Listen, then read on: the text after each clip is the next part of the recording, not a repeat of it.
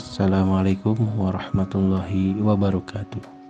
Saya Muhammad Hasan Marwiji, dosen di STAI Sukabumi yang sekarang berubah bentuk menjadi Institut Madani Nusantara Sukabumi, dan saya mengajar mata kuliah Metodologi Pembelajaran PAI.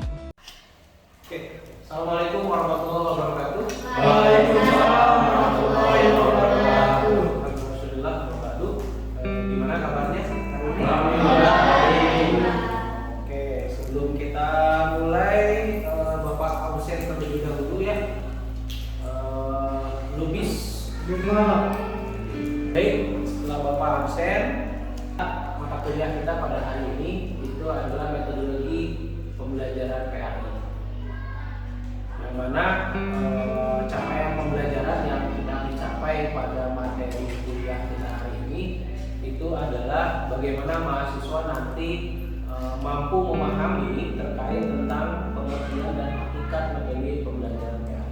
Seperti yang disampaikan di pertemuan pertama pada minggu kemarin, itu dalam MPS pertemuan kedua itu berbicara tentang pengertian dan hakikat metodologi pembelajaran PAI. Nah, oleh karena itu tadi capaian pembelajarannya sudah dijelaskan, dan sebelum dimulainya perkuliahan kita, mari kita sama-sama berdoa yang dipimpin oleh Saudara Bapak. Dipersilakan. Baik, untuk demi kelancaran pembelajaran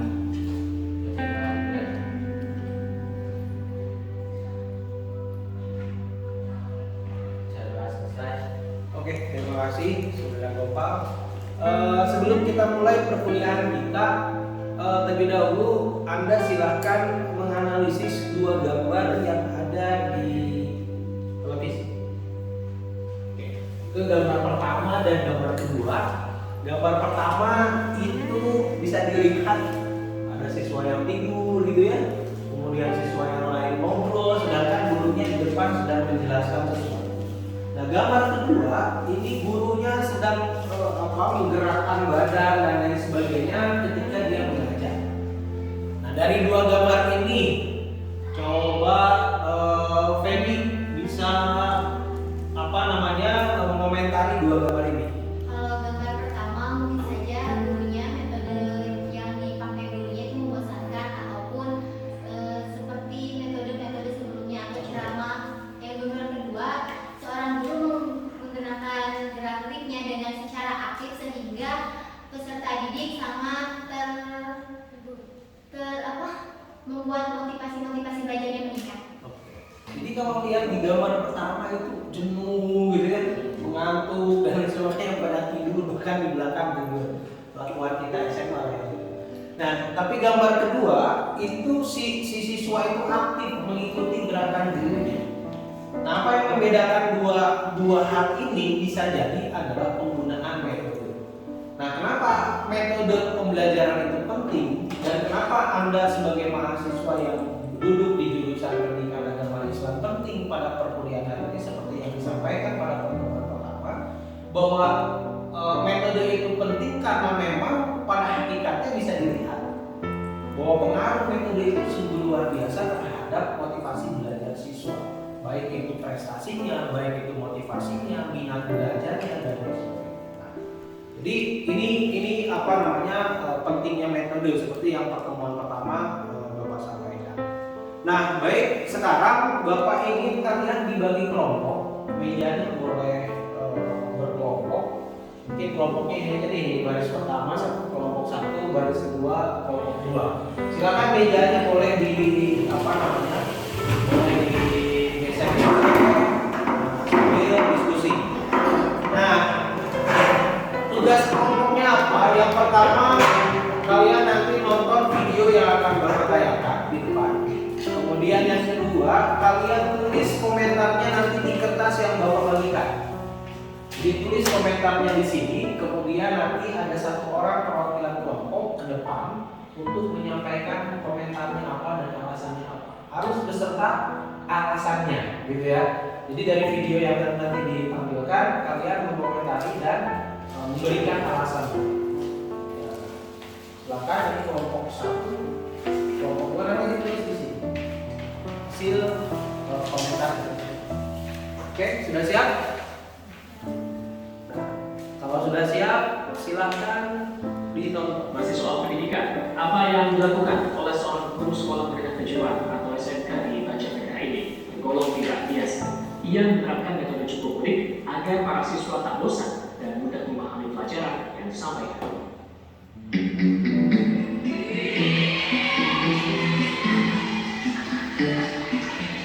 Inilah sosok Yoga Bagus Wicaksana, seorang pengajar di SMK Himpunan Kerukunan Tani HKTI 1 Purworejo Lampung, Kabupaten Banjarnegara. Seperangkat alat sulap lengkap selalu dibawa saat ia menularkan ilmu kepada para siswanya.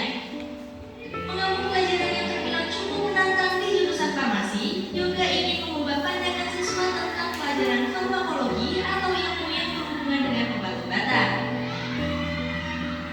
Dengan diselingi atraksi sulap dan job-job ringan khas remaja kalau memberikan pelajaran yang dulunya menjadi momok kini menjadi mudah diterima.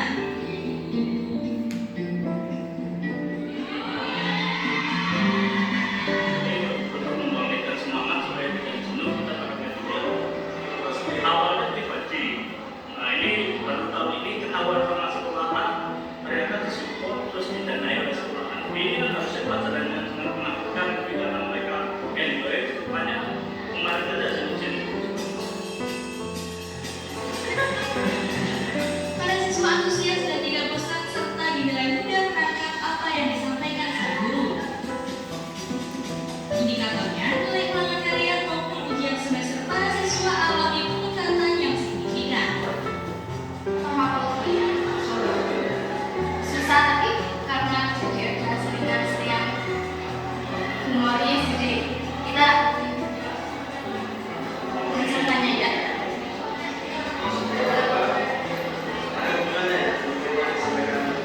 Iya. Tak hanya oleh para siswa, metode yang dilakukan juga mendapat apresiasi dari pihak sekolah. Berkutat dengan teori dan rumus dalam 4-5 jam pelajaran yang sangat menyibukkan, sehingga dibutuhkan selingan segar yang tak melenceng dari pelajaran. Apapun dari sekolah itu tetap akan mendukung, asalkan hal-hal yang positif berkaitan dengan pendanaan dan sebagainya, misalnya awal dan sebagainya juga. Oke, jadi video itu silakan Bapak kasih waktu kalian 10 menit untuk berdiskusi, lalu nanti perwakilan kelompoknya agar tampil di depan. Dimulai dari sekarang.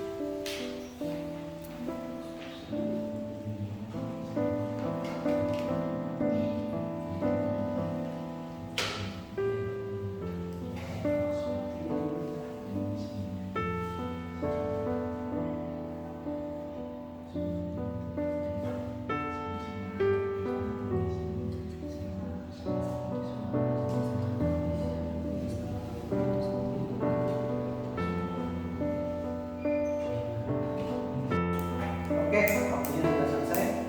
Silakan kelompok 2 dulu tampil di depan untuk menjelaskan, mempresentasikan hasil analisis komentar videonya. Silakan.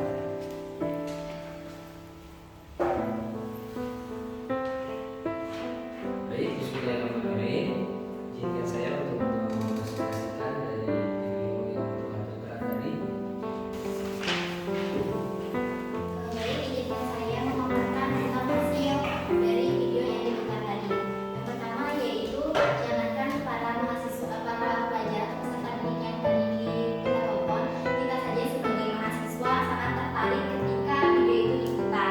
Alasannya adalah ketika guru menggunakan metode-metode unik yang sangat variatif sehingga membuat mahasiswa atau peserta didik itu tidak menonton, menjadi peserta didik enjoy sehingga perhatian siswa itu menjadi lebih aktif kembali. Itu saja.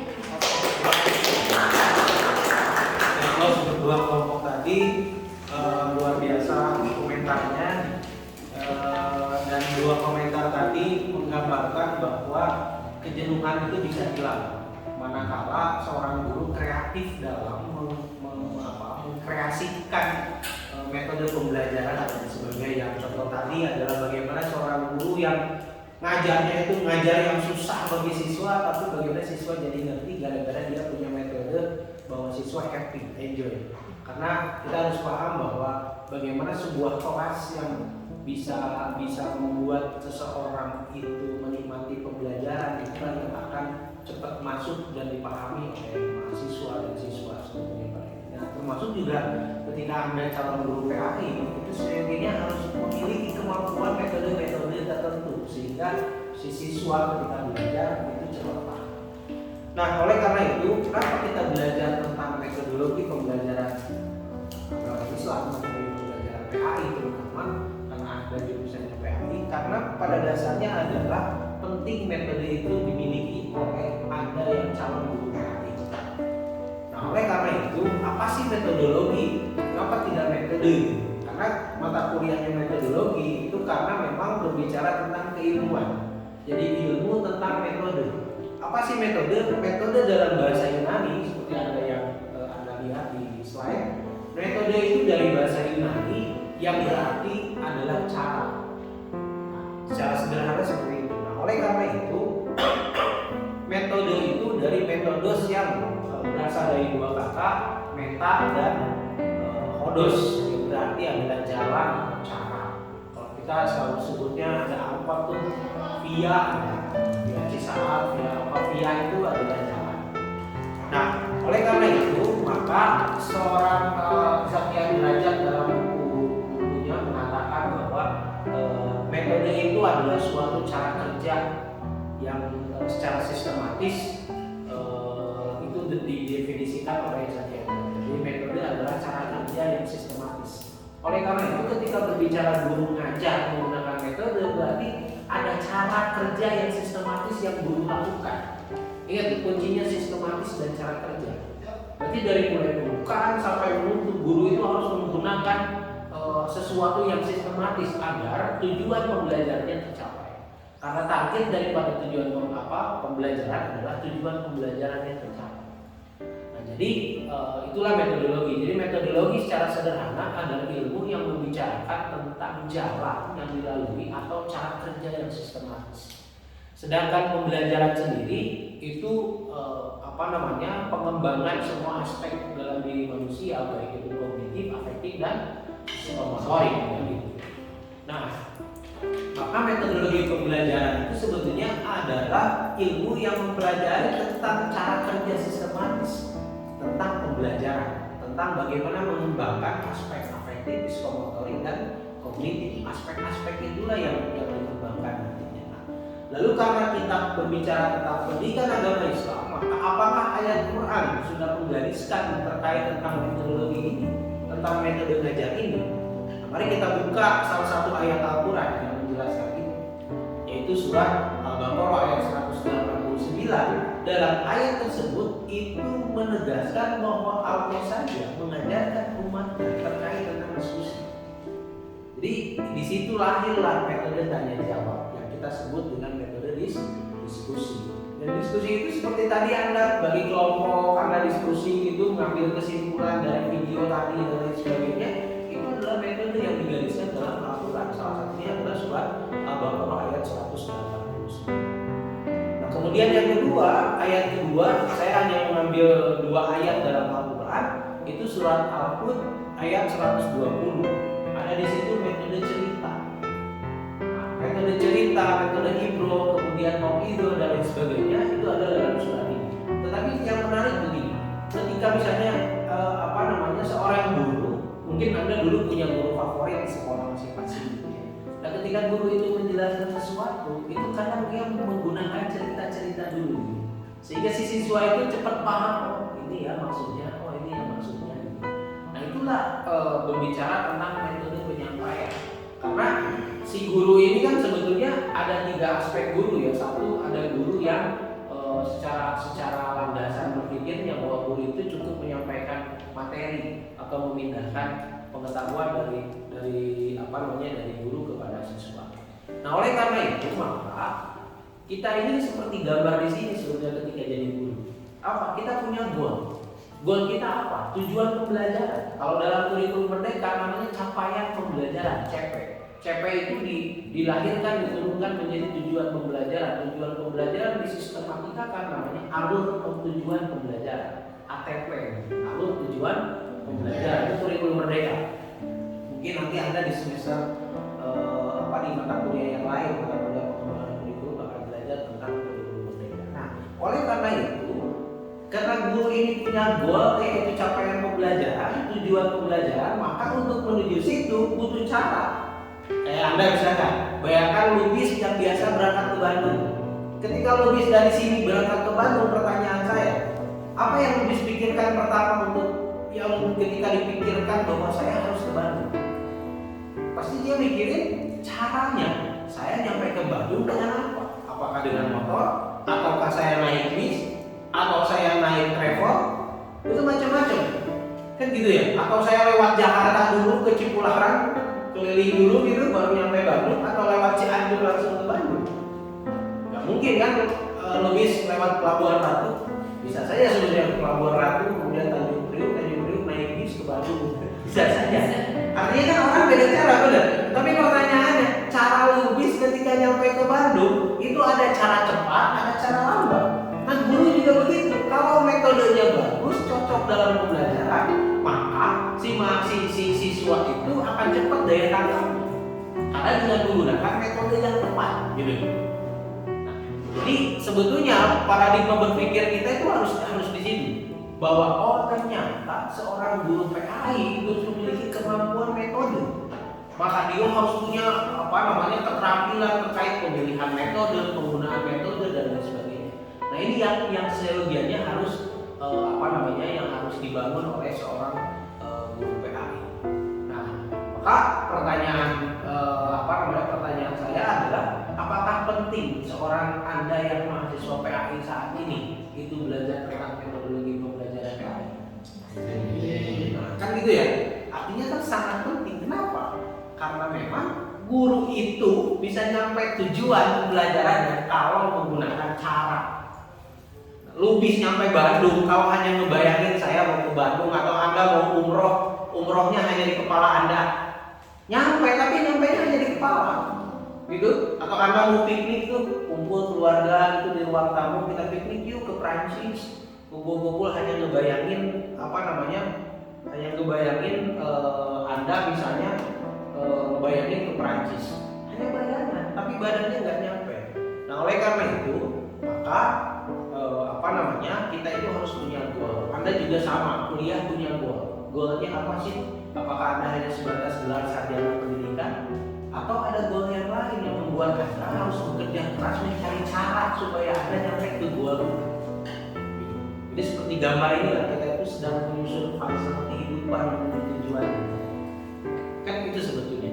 Nah, oleh karena itu sebelum diakhiri perkuliahan kali ini, coba ada pertanyaan terlebih dahulu nggak dari mahasiswa terkait tentang pengertian dan hakikat metodologi pembelajaran PAI? Ya, kalau di kelas-kelas itu kan kebanyakan mahasiswanya banyak sekali. Terus bagaimana cara seorang guru untuk memberikan anak-anak satu metode atau beberapa metode sehingga semua kelas itu paham akan materi yang diajarkan? Jadi gini, metode yang dipilih oleh guru itu tertulis di rancangan pembelajaran. Kalau dalam dulu namanya kurikulum 13 revisi itu namanya adalah RPP. Kalau di kurikulum mereka namanya adalah modul ajar. Nah dalam modul ajar itu sudah tersistematikan. Salah satunya adalah pemilihan metode. Apakah pakai discovery learning atau pakai contextual teaching and learning, project based learning misalnya. Nah dosen-dosen itu biasanya lebih banyak menggunakan project based learning atau problem based learning. Lalu bagaimana cara seorang guru ketika siswanya banyak, misalnya kalau di Alia itu kan maksimal 33, katakanlah 30 orang satu kelas. Lalu guru bagaimana mengantisipasi supaya si siswa ini aktif semua dan lain sebagainya. Maka sebetulnya guru itu komponennya dalam metode itu tidak hanya metode yang dia gunakan, tapi juga contoh misalnya kalau guru duduk saja misalnya ngejelasin sesuatu duduk saja misalnya, kita gunakan dulu. Tapi ketika misalnya ada yang ngantuk disamperin begini, maka si mahasiswa akan beda gitu. Itu contoh kasus bagaimana kita namanya pengelolaan kelas. Misalnya nih Lubis ngantuk, saya nyamperin diri saya jelasinnya di sini. Saya yakin Lubis hilang tuh ngantuknya. Ya kan? Karena nggak mungkin Lubis ngantuk di depan saya misalnya. Nah, artinya ada yang disebut dengan pengelolaan kelas di situ. Bagaimana sih siswa itu aman? Menariknya dalam kurikulum merdeka itu kita bebas mengekspresikan seorang guru metode apa yang mau digunakan dalam pembelajarannya. Nah, oleh karena itu bagaimana caranya si siswa itu supaya aktif semua, pemilihan metode itu harus dicocokkan dengan kondisi, baik itu kondisi sarana prasarana yang ada, baik itu kondisi ruangan kelasnya, gitu kan? Contoh misalnya di IMN ini, di STM ini misalnya kita punya lab micro teaching misalnya, kayak yang tadi saya tunjukkan di sana. Lab micro teaching itu apakah cocok untuk 30 orang? Oh enggak Pak, apakah cocok untuk diskusi misalnya bentuk mejanya kayak gitu dan lain sebagainya itu macam-macam. Nah sehingga itulah yang harus diperhatikan ketika kita memilih metode. Jadi metode itu tidak langsung udah pakai deh project based learning misalnya, enggak. Tapi kita harus melihat situasi dan kondisi di lapangan seperti apa. Itu mungkin lebih ya. Nah, oke, sebelum kita akhiri perkuliahan kita sebagai bagian dari evaluasi, silakan Anda isi kuis dari barcode yang ada di TV. Kalian barcode-nya di scan, lalu kemudian silakan diisi Google Form yang ada di situ. Nah, kalau sudah, nanti silakan diisi.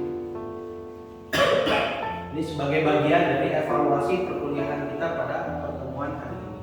Oke, kalau sudah, mari kita tutup perkuliahan kita dengan membacakan doa yang ada di slide. Saya sengaja doanya ditampilkan di slide. Bismillahirrahmanirrahim. Subhanallah.